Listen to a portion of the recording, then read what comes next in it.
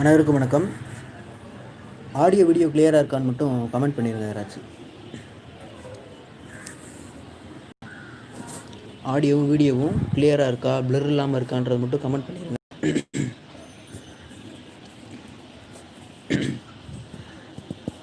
இன்றைக்கி நம்ம 6th சாப்டரில் 6.3.1 டாபிக் பார்க்க போகிறோம். ஃபங்க்ஷன்ஸ் ஆஃப் கமர்ஷியல் பேங்க்ஸ் அப்படின்ற டாபிக் வந்து பார்க்குறோம். கமர்ஷியல் பேங்க் அப்படின்னா என்னன்றதை நம்ம நேற்றே பார்த்துருந்தோம்னு நினைக்கிறேன். டவுட் இருந்தால் மட்டும் கேளுங்க, சொல்கிறேன். ஓகே, கிளியர்னு கமெண்ட் வந்துருச்சு. ஓகே, அப்படியே வீடியோ ஸ்டார்ட் பண்ணிடலாம். 6.3.1 ஃபங்க்ஷன்ஸ் ஆஃப் கமர்ஷியல் பேங்க்ஸ். இந்த கமர்ஷியல் பேங்க்குடைய ஃபங்க்ஷன்ஸ் என்னென்ன அப்படின்றத வந்து பார்க்க போகிறோம். Commercial banks are institutions that conduct business with profit motive by accepting public deposits and lending loans for various investment purposes அப்படின்ற மாதிரி கொடுத்துருக்காங்க. இதான் வந்து கமர்ஷியல் பேங்க்குக்கான ஒரு டெஃபினிஷன் அப்படின்ற மாதிரி நம்ம எடுத்துக்கலாம். கமர்ஷியல் பேங்க்ன்றது வந்து ஒரு இன்ஸ்டிடியூஷன். அதில் என்ன பண்ணுவாங்க அப்படின்னா, லாப நோக்கத்தோட ப்ராஃபிட் மோட்டிவில் செயல்படுவாங்க. லாபம் சம்பாதிக்கிறதுக்கு தான் அந்த இன்ஸ்டியூஷன் வந்து செயல்படுது. அங்கே என்னென்ன பண்ணுவாங்க, அது அவங்களுடைய பர்பஸ் என்ன அப்படின்னு பார்த்தோம்னா, பப்ளிக் டெபாசிட்ஸ், நம்ம போய் பணத்தை டெபாசிட் பண்ணி வைக்க முடியும். அதே மாதிரி நம்ம பேங்க்ஸ்லேருந்து கடனை வாங்கிக்கிற முடியும். 2 ஆப்ஷன் வந்து கொடுக்குறாங்க. ஒன்று வந்து டெபாசிட், இன்னொன்று வந்துட்டு லெண்டிங் லோன் வந்து ப்ரொவைட் பண்ணுறது. இது ரெண்டுமே ப்ரொவைட் பண்ணுற, இந்த 2 ஃபங்க்ஷனுமே ப்ரொவைட் பண்ணுற ஒரு இன்ஸ்டிடியூஷன் தான் யாருன்னா கமர்ஷியல் பேங்க்கு. அவங்க வந்து லாப நோக்கத்தோடு செயல்படுவாங்க. Okay, functions of commercial banks are broadly classified into primary function, secondary function. Good evening எல்லாருக்கும் good evening. Primary function, secondary function, அப்புறம் இன்னொரு ஃபங்க்ஷன் 3 டைப்பில் வந்து பிரிச்சிருப்பாங்க. இந்த இடத்துல பிரைமரி அண்ட் செகண்டரி கொடுத்துருக்காங்க. இன்னொரு டைப் ஆஃப் ஃபங்க்ஷன் இருக்குது, உள்ளே பார்க்கலாம். ஃபங்க்ஷன்ஸ் ஆஃப் கமர்ஷியல் பேங்க்ஸ் கொடுத்துட்டு ஃபஸ்ட்டு வந்து பிரைமரி ஃபங்க்ஷன், அப்புறம் வந்து செகண்டரி ஃபங்க்ஷன், அடுத்து வந்து அதர் ஃபங்க்ஷன்ஸ் அப்படின்ற மாதிரி 3 தான் வந்து கொடுத்துருக்காங்க. ஓகே, இப்போ ஒன்றா வந்து பார்த்துடலாம். ஃபஸ்ட்டு வந்துட்டு பிரைமரி ஃபங்க்ஷன். இங்கே ஃபஸ்ட்டு வந்துட்டு உங்களுக்கு சிம்பிளாக கொடுத்துருக்காங்க. பிரைமரி ஃபங்க்ஷன்லாம் என்ன, செகண்டரி ஃபங்க்ஷன் என்ன அப்படின்ற மாதிரி சின்னதாக கொடுத்துருக்காங்க. பிரைமரி ஃபங்க்ஷன் வந்து அக்செப்டிங் டெபாசிட், இன்னொன்று வந்துட்டு லோன் கொடுக்குறது. டெபாசிட் நம்ம வந்து பணத்தை ப்ரொவைட் பண்ணுறோம், பணத்தை போய் பேங்க்கில் வந்து டெபாசிட் பண்ணுறோம் இல்லையா, பணத்தை சேவ் பண்ணி வைக்கிறோம் இல்லையா, அது ஃபஸ்ட்டு. செகண்ட் வந்துட்டு லோன் வாங்குறது பேங்க்கிட்ட. இது ரெண்டுமே வந்து பேங்க்கோடைய பிரைமரி ஃபங்க்ஷன்ஸ். அடுத்து செகண்டரி ஃபங்க்ஷன்ஸ் என்னென்னு பார்க்குறோம் அப்படின்னா, agency services, general utility services, transfer of fund, credit creation. இதெல்லாம் வந்து செகண்டரி ஃபங்க்ஷன்ஸ்குள்ளே வந்துடுது. இது 4 வந்து உங்களுக்கு மீனிங் தெரியறதுக்கு வாய்ப்பு இல்லை. இது 2 வந்து தெரிஞ்சிருக்கும், இது வந்து தெரிஞ்சுக்கிறதுக்கு வாய்ப்பு இல்லை. உள்ளே வந்து டீட்டெயிலாக கொடுத்துருவாங்க, என்னென்னு பார்த்துடலாம். ஃபஸ்ட்டு வந்துட்டு பிரைமரி ஃபங்க்ஷன்ஸில் ஸ்டார்ட் பண்ணுறோம். பிரைமரி ஃபங்க்ஷன்ஸில் ஃபஸ்ட்டு என்ன பார்த்தோம், அக்செப்டிங் டெபாசிட்ஸ், நம்ம போய் பணத்தை சேவ் பண்ணி வைக்கிறது. Okay, it implies that commercial banks are mainly dependent on public deposits. Public டெபாசிட்டை அதை டிபெண்ட் பண்ணி தான் எல்லா கமர்ஷியல் பேங்க்குமே செயல்பட்டுக்கிட்டு இருக்குது அப்படின்றத நம்ம வந்து தெரிஞ்சுக்கணும். ஏன்னா ஒரு பேங்க்கில் வந்து பணமே இல்லை, சுத்தமாக பணமே இல்லை அப்படின்னா அந்த பேங்க்கே ரன் ஆகாது. அப்போ நம்ம போய் பணத்தை டெபாசிட் பண்ணி வச்சுருந்தோம்னா மட்டும்தான் பேங்க் வந்து ரன் ஆக முடியும். அதுதான் இந்த இடத்துல வந்து கொடுத்துருக்காங்க. பேங்க் வந்து பப்ளிக் டெபாசிட்டை தான் நம்பி டிபெண்ட் பண்ணி இருக்குது அப்படின்ற மாதிரி சொல்லியிருக்காங்க. There are 2 types of deposits which are discussed as follows. First வந்து டிமாண்ட் டெபாசிட், இன்னொன்று வந்து டைம் டெபாசிட்னு இருக்கும். 2 டைப் ஆஃப் டெபாசிட் சொல்கிறாங்க. ஃபஸ்ட்டு டெபாசிட் வந்து டிமாண்ட் டெபாசிட். டிமாண்ட்னா நம்மளுடைய தேவை, சிம்பிளாக சொல்லணும்னா அதான் டிமாண்டுன்றது நம்மளுடைய தேவை. அப்போ இந்த இடத்துல டிமாண்ட் டெபாசிட் அப்படின்றது என்னன்னா, நமக்கு எப்போ பணம் தேவைப்படுதோ அப்போ போய் வித்ட்ரா பண்ணி எடுத்துக்கலாம். நம்ம இப்போ ஏடிஎம்மில் போய் டக்குன்னு எடுத்து வந்துடுறோம், அல்லது வந்து செலான் ஃபில் பண்ணி பேங்க்கில் பணத்தை வந்து வித்ட்ரா பண்ணிக்கிறோம் இல்லையா, அந்த ப்ராசஸ்லாம் வந்துட்டு டிமாண்ட் டெபாசிட். உள்ளே அப்படியே பார்க்கலாம். It refers to deposits that can be withdrawn by individuals without any prior notice to the bank. பேங்க்குக்கு வந்து முன்னாடி எந்த ஒரு நோட்டீஸுமே பண்ண தேவையில்லை. நான் வந்து பணத்தை எடுக்க வர்றேன் அப்படின்ற மாதிரி சொல்ல தேவையில்லை. நம்ம போய் டக்குன்னு போனோடனே நம்ம செலான் ஃபில் பண்ணி கொடுத்துட்டோம், அல்லது ஏடிஎம்லேயே வந்து பணத்தை எடுத்துகிட்டு வந்துடலாம். இதுதான் வந்து நம்ம டிமாண்டுக்கு நமக்கு எப்போ டிமாண்ட் இருக்கோ அப்போ வந்து நம்ம பணத்தை எடுத்துக்கிறோம். அதான் வந்து demand deposit. In other words, the owners of these deposits are allowed to withdraw money any time. எந்த டைமில் வேணாலும் நம்ம வந்து பணத்தை வந்து வித்ட்ரா பண்ணிக்கிற முடியும். By writing a withdrawal slip or a check. செக்கை ப்ரொவைட் பண்ணி நம்ம வந்து பணத்தை வித்ட்ரா பண்ணலாம், அல்லது வந்து இந்த ஸ்லிப்பு தான் வந்து செலான் வந்து பேங்க்கில் வச்சுருப்பாங்களே, அதை ஃபில் பண்ணி அதையும் ஃபில் பண்ணி நம்ம வந்து பணத்தை வித்ட்ரா பண்ணிக்கிற முடியும். ஆர் ஃப்ரம் ஏடிஎம் சென்டர்ஸ் மூலியமாகவும் டெபிட் கார்டை யூஸ் பண்ணி நம்ம வந்து வித்ட்ரா பண்ணி பணத்தை எடுத்துக்கிற முடியும். அடுத்து வந்து டைம் டெபாசிட். டைம்னா என்னது, நேரம். ஒரு குறிப்பிட்ட டைம் வரைக்கும். சவுண்டு லோவாக இருக்கா, ஒரு நிமிஷம்.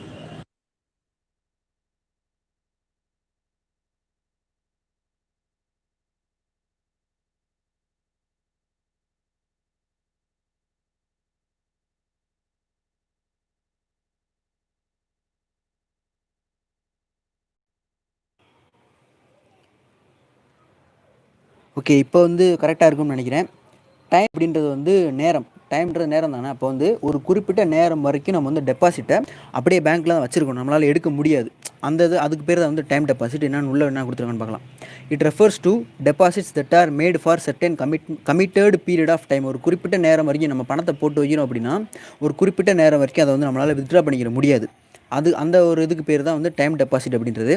Banks pay higher interest rate on time deposits. அப்போ டிமாண்ட் டெபாசிட்டை விட டைம் டெபாசிட்டுக்கு அதிகமான வட்டி கொடுக்குறாங்க பேங்க்கில். ஏன்னா இப்போ நம்ம 1 லட்ச ரூபா போடுறோம்னா ஒரு 2 வருஷத்துக்கு நான் எடுக்க மாட்டேன், 2 வருஷம் உங்ககிட்டே பணம் இருக்கட்டும், 2 வருஷத்துக்கு அப்புறம் தான் நம்ம எடுக்க போகிறேன் அப்படின்ற மாதிரி சொல்கிற ஒரு இதுக்கு பேர் தான் வந்து டைம் டெபாசிட். அப்போ 2 வருஷம் பேங்க்லேயே தான் பணம் எடுக்க போகுது, அதனால் வட்டி வந்து அதிகமாக அதுக்கு வந்து ப்ரொவைட் பண்ணுறாங்க. டிமாண்ட் டெபாசிட்டுக்கு வந்து இவ்வளோ வட்டி இருக்காது. ஓகே, அடுத்து வந்துட்டு these deposits can be withdrawn only after a specific time by providing a written notice to bank. முன்னாடியே வந்து நான் பணத்தை எடுக்க வர்றேன் அப்படின்ற மாதிரி பேங்க்கிட்ட சொல்லிட்டு தான் நம்ம வந்து இந்த பணத்தை வந்து நம்ம எடுக்க முடியும். எது இந்த டைம் டெபாசிட் இருக்குல்லையா, அதை வந்துட்டு முன்னாடியே பேங்க்கிட்ட சொல்லிடணும் நான் எடுக்க வர்றேன் அப்படின்னு. அப்படின்னா தான் வந்து நம்ம வந்து அதை எடுக்க முடியும். ஓகே, அடுத்து வந்துட்டு அட்வான்சிங் லோன்ஸ். இப்போ ஃபஸ்ட்டு வந்து நம்ம என்ன பார்த்தோம், டெபாசிட்ஸ் பற்றி பார்த்தோம். நம்ம போய் பணத்தை போட்டு வைக்கிறது. அடுத்து வந்து லோன், பேங்க்கிட்டேருந்து நம்ம கடன் வாங்குறது, அதுவும் வந்து பிரைமரி ஃபங்க்ஷனுக்குள்ளே வந்துடுது. It refers to granting loans to individuals businesses. அப்போ ஒரு தனி மனிதர்களுக்கும் லோன் கொடுப்பாங்க, அல்லது ஏதாவது ஒரு பிஸ்னஸ் தொடங்குற மாதிரி ஒரு கார்ப்பரேட் கம்பெனி, இல்லை சிறு நிறுவனங்கள், மைக்ரோ இண்டஸ்ட்ரீஸ் எல்லாருக்குமே வந்து லோன் ப்ரொவைட் பண்ணுவாங்க. Commercial banks grant loans in the form of overdraft, cash credit, discounting bills of exchange. அப்போ எந்தெந்த இதன் மூலியமாலாம் அந்த லோனை வந்து ப்ரொவைட் பண்ணுறாங்க அப்படின்னா overdraft, cash credit, discounting bills of exchange. Okay, இந்த 3 டைப்பில் வந்துட்டு லோன்ஸை வந்து ப்ரொவைட் பண்ணுறாங்க ஒரு பேங்க்கும். Okay, secondary functions. இப்போ வந்து பிரைமரி ஃபங்க்ஷன்ஸ் பார்த்தாச்சு, அக்செப்டிங் டெபாசிட்டும் அட்வான்சிங் லோன்ஸும் பார்த்தாச்சு. அடுத்து வந்துட்டு செகண்டரி ஃபங்க்ஷன்ஸ், ரெண்டாம் கட்ட ஃபங்க்ஷன்ஸ் என்னென்ன இருக்குது அப்படின்னு பார்த்தோம்னா, the secondary functions can be classified under 3 heads, namely agency functions, general utility functions and other functions அப்படின்ற மாதிரி 3 பிரிக்கிறாங்க. ஓகே, ஃபஸ்ட்டு ஏஜென்சி ஃபங்க்ஷன்ஸ் என்னென்னு பார்த்துலாம். Agency function, it implies that commercial banks act as an agents of customers by performing various functions. அப்போ government agent அப்படின்ற மாதிரி இந்த இடத்துல ஏஜென்சி அப்படின்றது அது வந்து ஏஜென்ட் அப்படின்ற அதோடைய ஒரு ரிலேட்டடான வேர்டு இந்த ஏஜென்சி அப்படின்றது. அப்போ இந்த பேங்க் வந்து ஒரு ஏஜென்ட்டாக ஆக்ட் ஆகுது. எந்தெந்த விஷயங்கள் எல்லாம் வந்து ஏஜென்ட் ஆக்ட் ஆகுறாங்க அப்படின்னா கீழே பார்த்தீங்கன்னா தெரியும். ஃபஸ்ட்டு வந்து கலெக்டிங் செக்கு, அடுத்து கலெக்டிங் செக், அதுக்கப்புறம் வந்துட்டு கலெக்டிங் இன்கம், பேயிங் எக்ஸ்பென்சஸ், இது மாதிரி கொடுத்துருக்காங்க. ஃபஸ்ட் ஒன்றா பார்த்துடலாம் என்னென்னு. Bank collect checks and bills of exchange on behalf of their customers through clearing house facilities provided by the central bank அப்படின்ற மாதிரி ஃபஸ்ட்டு பாயிண்ட் இருக்குது. கலெக்டிங் செக் அப்படின்ற மாதிரி ஃபஸ்ட்டு கொடுத்துட்டாங்க. இப்போ ஒரு எக்ஸாம்பிளுக்கு நம்ம என்ன பண்ணுறோம் அப்படின்னா, நம்ம ஒரு இதில் வேலை பார்த்துக்கிட்டு இருக்கோம். அப்போ வேறு யாராவது நமக்கு வந்து கடன் கொடுக்குறாங்கன்னு வச்சுக்கலாம். அதாவது பேங்க் இல்லாமல் வேறு ஒருத்தர் 3வது நபர்கிட்ட நம்ம வந்து கடன் வாங்குகிறோம் அப்படின்னா, அவர் வந்து நேரடியாக பணமாக கொடுக்காம என் அக்கௌண்ட்டில் இருக்குது செக் கொடுத்துட்றேன், செக் வச்சு எடுத்துக்கோங்க அப்படின்ற மாதிரி கொடுத்துட்றாங்க அப்படின்னா, அப்போ அவர் நம்ம கடன் கொடுக்குறவர் வந்து பர்சன் ஏ, நம்ம வந்து பர்சன் பின்னு வச்சுக்கலாம். இது ரெண்டுக்கு இடையில வந்து பேங்க் வந்து ஒரு ஏஜென்ட் ஆக்ட் ஆகுது. அப்போ அவர் ஏவோடைய பணத்தை வாங்கி நமக்கு வந்து கொடுக்குது. அதுக்கு யூஸ் ஆகிற இன்ஸ்ட்ருமெண்ட் வந்து செக்கு. அவருடைய அக்கௌண்ட்லேருந்து நம்ம அக்கௌண்ட்டுக்கு அப்படியே ட்ரான்ஸ்ஃபர் ஆகுது. அதுக்கு வந்து செக்கு தான் யூஸ் பண்ணுறோம். அப்போ அந்த செக்கை வந்து யார்கிட்ட கொடுத்தா நம்ம வந்து பணத்தை எடுத்துக்கிற முடியும், ஒரு பேங்க்கிட்ட கொடுத்தா தான் நம்ம வந்து பணத்தை வந்து வித்ட்ரா பண்ணிக்கிற முடியும். அப்போ அதான் வந்து இந்த இடத்துல அந்த ஏன்ற நபருக்கும் பின்ற நபருக்கும் இடையில ஒரு ஏஜென்ட் ஆக்ட் ஆகுது இந்த பேங்க் அப்படின்றது. புரிஞ்சிருக்கும்னு நினைக்கிறேன். அடுத்து வந்துட்டு ஏதாவது புரியலைன்னா வந்து அப்படியே நீங்கள் வந்து இதில் அப்படியே லைவ்லேயே கமெண்ட்டில் கேளுங்க. அடுத்து வந்துட்டு collecting income. Commercial banks collect dividends, pensions, salaries, rent and interests on investments on behalf of their customers. இப்போ நம்ம ஒரு கம்பெனியில் வேலை பார்க்குறோம், பெரிய ஒரு ஃபார்மல் கம்பெனினா ஒரு நல்ல ஒரு கவர்மெண்ட்டில் ரிஜிஸ்டர் பண்ணி வச்ச ஒரு பெரிய ஸ்கூலு, இது மாதிரியான ஒரு ஜாபில் வேலை பார்க்குறோம். அப்படி இல்லை ஒரு கவர்மெண்ட் வேலையை பார்க்குறோம் அப்படின்னா அவங்களுக்கு வந்து சேலரி வந்து கையில் பணமாக கொடுக்க மாட்டாங்க, பேங்க்கில் தான் போட்டு விடுவாங்க. அப்போ அந்த இடத்துல வந்து அந்த ஸ்கூலோ நம்ம வேலை பார்க்குற அந்த நிறுவனத்துக்கும் நமக்கும் ஒரு ஏஜென்ட் ஆக்ட் ஆகுது இந்த பேங்க் அப்படின்றது. ஏன்னா அவங்க ப்ரொவைட் பண்ணுற சேலரியை நமக்கு வந்து ட்ரான்ஸ்ஃபர் பண்ணி விட்றாங்க, அப்படி தானே. அது மாதிரி ஒரு ஏஜென்ட் ஆக்ட் ஆகுது பேங்க்கு. A credit voucher is sent to customers for information when income is collected by the year bank. இப்போ நமக்கு பணம் வந்து சேலரி கிரெடிட் ஆயிடுச்சு அப்படின்ற மாதிரி நமக்கு வந்து ஒரு இன்டிமேட் பண்ணுவாங்க, மெசேஜ் பண்ணுவாங்க, உங்களுக்கு பணம் வந்துருச்சு அப்படின்ற மாதிரி. அது மாதிரி ஒரு ஏஜென்ட் ஆக்ட் ஆகுது அப்படின்றத மட்டும் நம்ம புரிஞ்சுக்கிறணும். ஏன் நமக்கு வந்து இப்போ எதனால் பணத்தை வந்து பேங்க்கில் போடுறாங்க, கையில் கொடுக்காம ஏன் பணத்தை வந்து பேங்க் போடுறாங்க அப்படின்றது வந்து யாராவது தெரிஞ்சால் கமெண்ட் பண்ணுங்கள். தேர்ட் பாயிண்ட் வந்துட்டு பேயிங் எக்ஸ்பென்சஸ். எக்ஸ்பென்சஸ் அப்படின்னு நம்மளுடைய செலவுகள். Commercial banks make the payments of various applications of customer such as telephone bills, insurance premium, school fees, rent.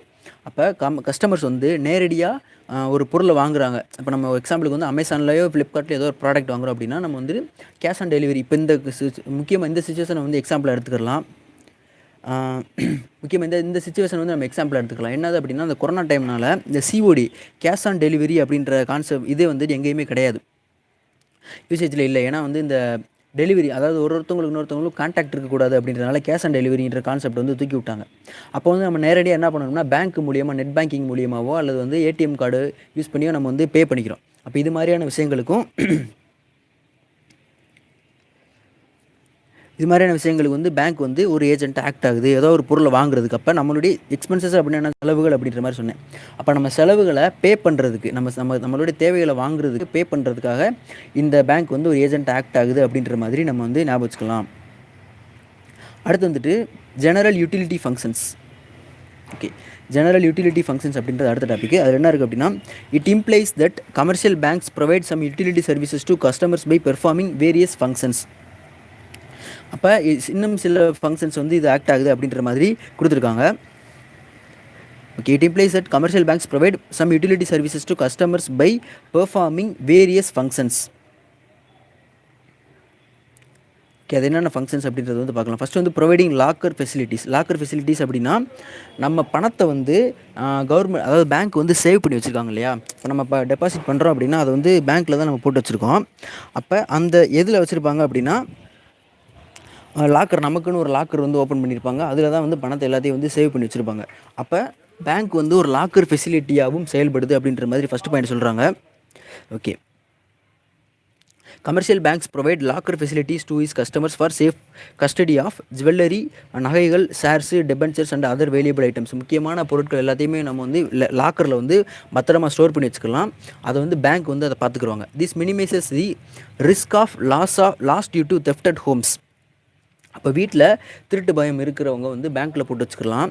இன்னும் இதில் வந்து இன்னொரு விஷயம் நம்ம தெரிஞ்சுக்கணும், banks R not responsible for the items in the lockers. அப்போ நம்ம பேங்க்கில் ஸ்டோர் பண்ணி வச்சுருக்கிற அந்த பொருட்களுக்கு வந்து பேங்க் வந்து ரெஸ்பான்சிபிள் கிடையாது. தொலைஞ்சு போச்சுன்னா அவங்க வந்து ரெஸ்பான்சிபிள் கிடையாது அப்படின்றதை வந்து நம்ம நல்லா தெரிஞ்சுக்கணும். ஆனால் அதில் இன்னொரு என்னென்னா, நம்ம அந்த லாக்கரில் ஸ்டோர் பண்ணி வைக்கிற பொருட்களுக்கு தெஃப்ட்னா திருட்டுப்பா. பேங்க் வீட்டில் வச்சோம்னா ஈஸியாக வந்து திருடர்கள் வந்து திருடிட்டு போயிடுவாங்க. பேங்க்கில் வந்து செக்யூரிட்டியோட வச்சுருப்பாங்க. அதனால் வந்து அங்கே திருட்டு பயம் கம்மி. Okay, banks R not responsible for the items அப்படின்ற மாதிரி கொடுத்துருக்காங்க. நம்ம லாக்கரில் வச்சுருக்க நகைகளுக்கோ பணத்துக்கோ பேங்க் வந்து ரெஸ்பான்சிபிள் கிடையாது அப்படின்றதே நம்ம வந்து தெரிஞ்சுக்கிறணும். அடுத்து வந்துட்டு, ஆனால் இதில் இன்னொரு என்ன அப்படி இருக்குன்னா, பேங்க்ஸ் வந்து பாதுகாக்கிற பொறுப்பு வந்து பேங்க்குக்கு இருக்குது. ஆனால் தொலைஞ்சு போயிட்டால் அது வந்து அவங்க ரெஸ்பான்சிபிள் கிடையாது. இது வந்து ரிசர்வ் பேங்க் ஆஃப் இந்தியா சொன்னது. ஓகே, அடுத்து வந்து இஸ்யூயிங் ட்ராவலர்ஸ் செக்ஸ் அப்படின்ற மாதிரி ஒன்று கொடுத்துருக்காங்க. என்னென்னு பார்க்கலாம்.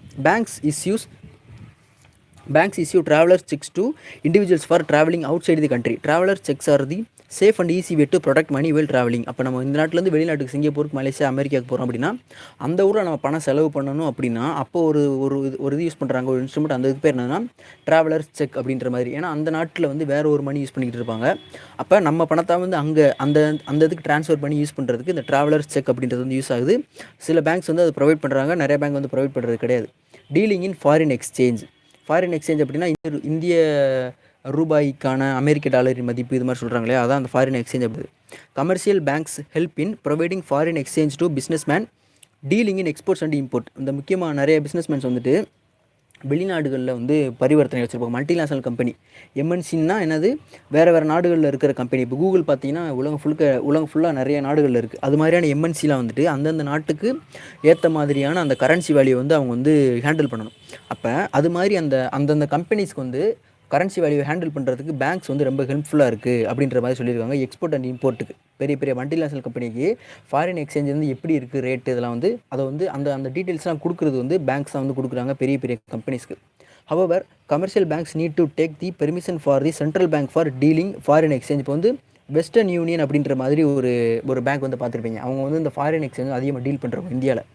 அது மாதிரி அந்த பேங்க் வந்துட்டு சென்ட்ரல் பேங்க் கிட்ட இருந்து, சென்ட்ரல் பேங்க் அப்படின்னா ரிசர்வ் பேங்க் ஆஃப் இந்தியா, அவங்கக்கிட்ட வந்து பெர்மிஷன் வாங்கணும். நான் வந்து இப்படி இது மாதிரி ஃபாரின் எக்ஸ்சேஞ்ச் பண்ண போகிறேன், வெளிநாட்டிலேருந்து இங்கே பணம் ட்ரான்ஸ்ஃபர் பண்ணி விட்டாங்கன்னா நான் வந்து இந்திய ரூபாய்க்கு வந்து கன்வெர்ட் பண்ணி கொடுப்பேன், ஒரு கமிஷனை எடுத்துக்கிறேன் அப்படின்ற மாதிரி அவங்ககிட்ட பெர்மிஷன் கேட்கணும்.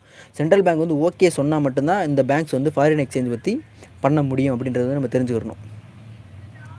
பொதுவாக பொறுத்த வரைக்கும் இந்த இந்த பேங்க் சம்மந்தமான ரெகுலேஷன்ஸ் ரூல்ஸ் எல்லாமே ப்ரொவைட் பண்ணுற யாருன்னு பார்த்தோம் அப்படின்னா ரிசர்வ் பேங்க் ஆஃப் இந்தியா தான் வந்து ப்ரொவைட் பண்ணுறாங்க.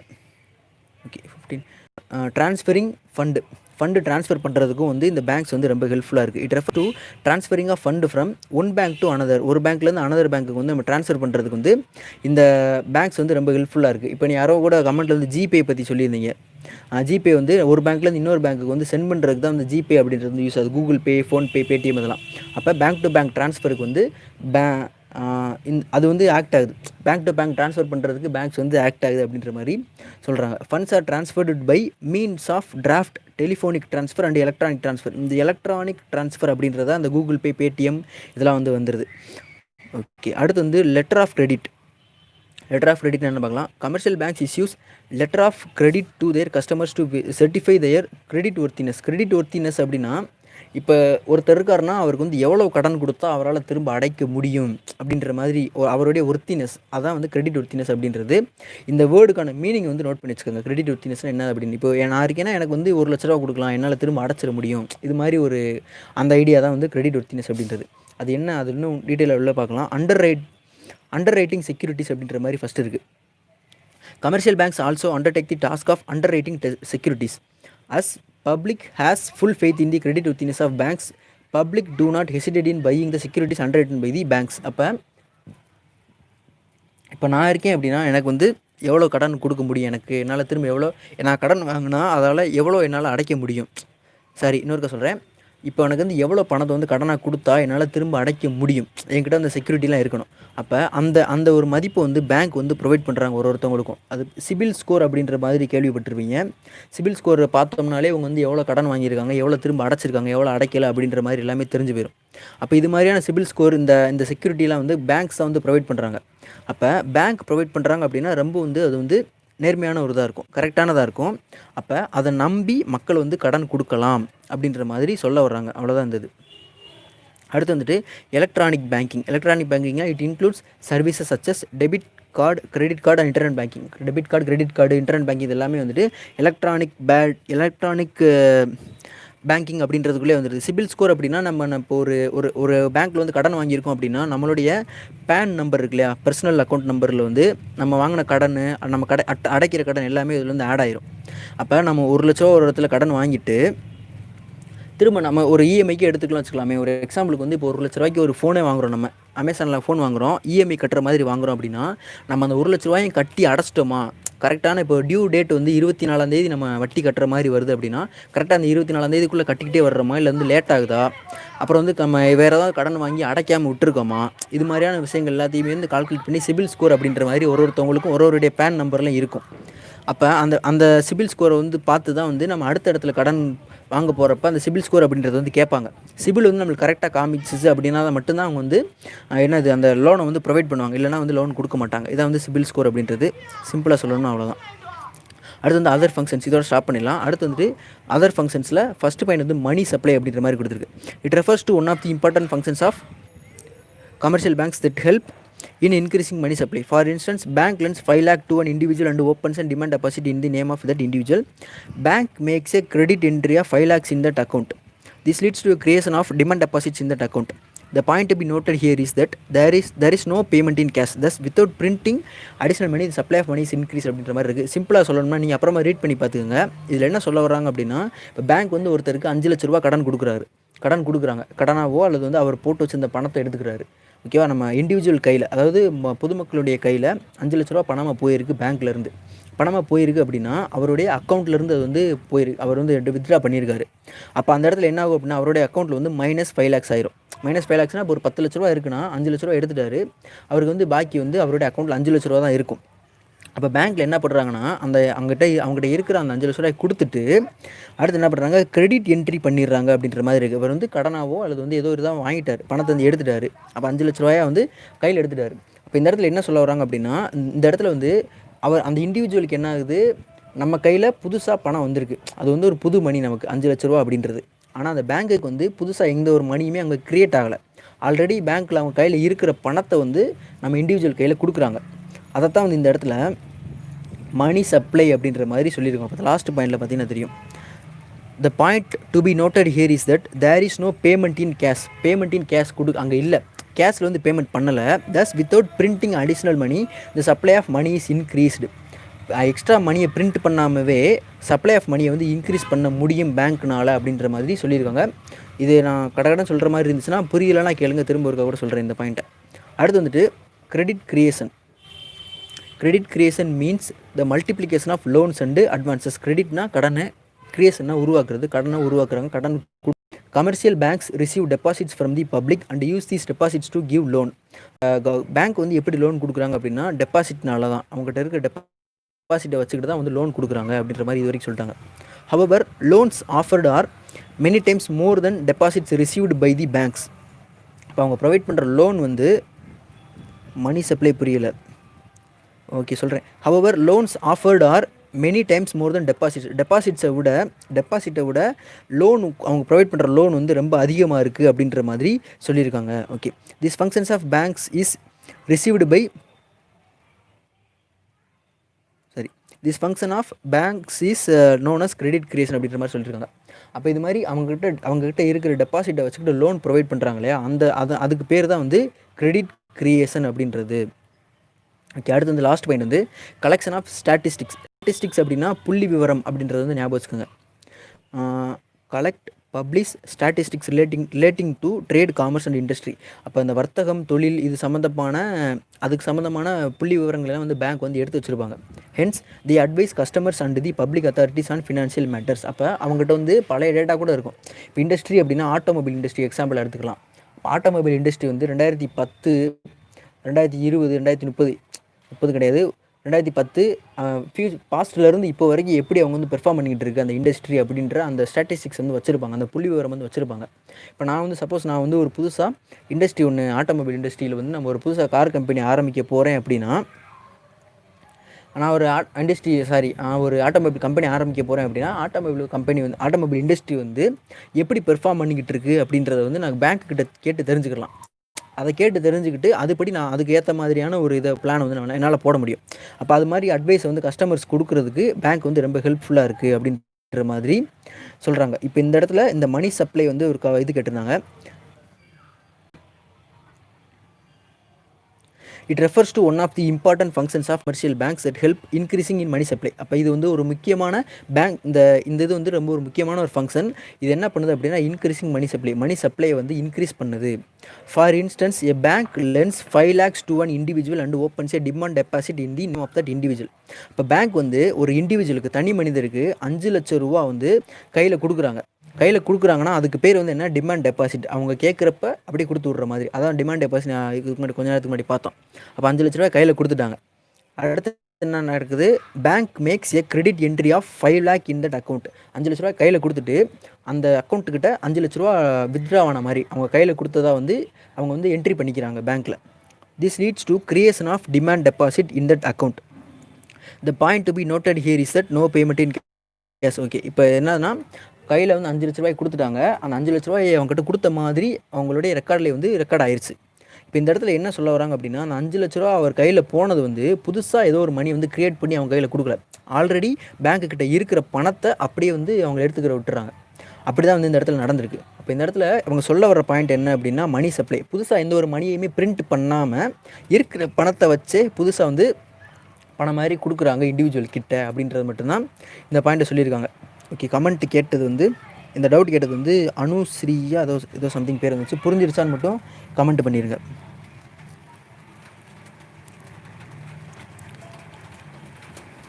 பேங்க்கில் பீப்புள் ரைட்ஸ் பற்றி ஓகே போட்டுடலாம், கண்டிப்பாக அந்த வீடியோ போட்டுடலாம்.